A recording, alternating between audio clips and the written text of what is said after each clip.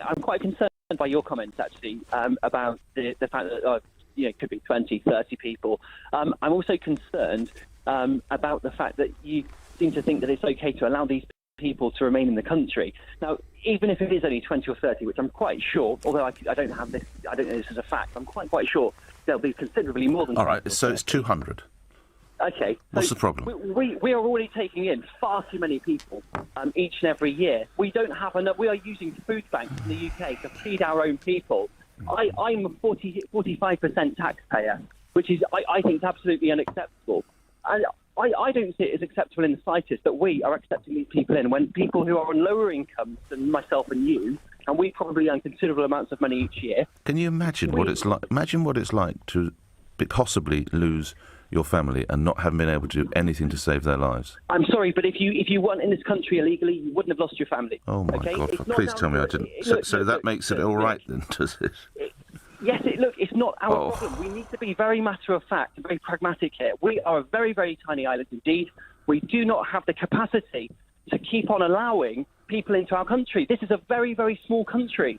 Surely it will probably transpire, and I don't want to prejudice any inquiry, but there will have been a series of pretty poor decisions taken by local authorities, possibly even central authorities, that contributed to the deaths of these people.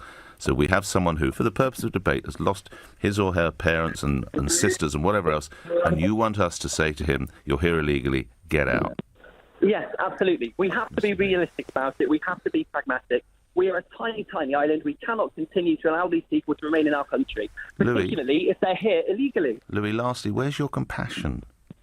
I have compassion, but we need to be realistic. If you're running a company like I do, you cannot allow people in any event to we're running a business here. It's supposed to be profitable. We're not running a business. You can't run a country like a business, Louis. Yes, you can. You can't, because you would invest in certain. Like a country. No, you have to put money into certain things if you're running a country that you'd never put in if it was a business. Come on, you know that as well as I do. Yes, it's run on a similar format to a business. Okay, the employees are essentially the members of public that pay tax. Well, so when our people get old and sick, what do? We can't sack them from the country.